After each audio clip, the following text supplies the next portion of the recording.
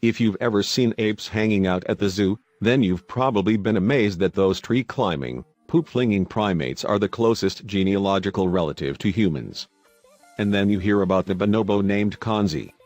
He's lived at the Ape Cognition and Conservation Initiative in Des Moines, Iowa, since birth, and amazingly, he's developed the skills worthy of a badge-toting Boy Scout. Just wait until you see what this dude can do.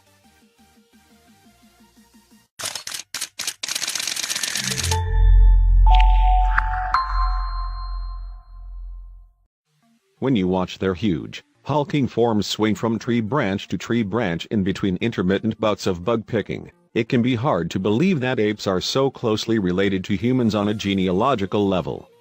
Until you meet bonobos like Kanzi, that is.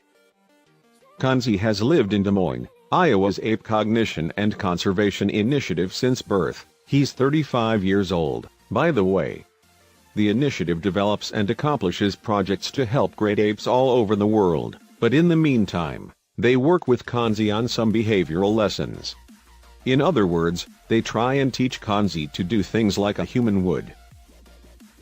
The organization's work with Kanzi has been nothing short of spectacular. Now, he has all the makings of a world-class Boy Scout. He can gather kindling, coax a flame, and roast a marshmallow so easily it might make you burn with envy. Somehow, though, that isn't even his most impressive talent. But first, how did Kanzi take his first steps towards the metaphorical cooking merit badge?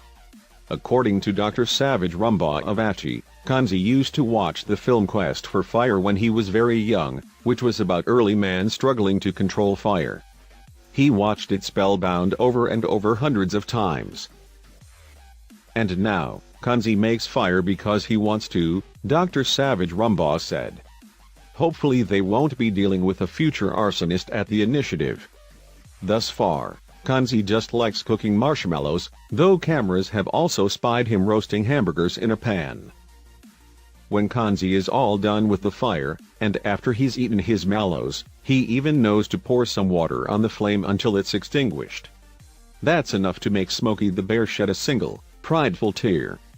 Still, Kanzi has another talent, one that far exceeds his penchant for fire safety and inhaling roasted marshmallows. When Kanzi was a baby bonobo, a bonobo, if you will, ape psychologists tried to teach his mother to use a keyboard. Unfortunately, they failed miserably. What they had succeeded in, however, was speaking loudly and clearly enough so that little Kanzi, who was always nearby, probably watching Quest for Fire, could overhear and pick up the lessons himself.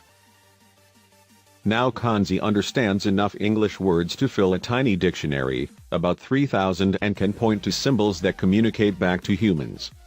He can't talk, but he can take directions better than even most well-behaved children.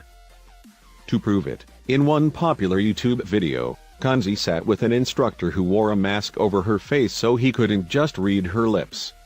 The instructor said, "Kanzi, could you cut the onions with your knife?"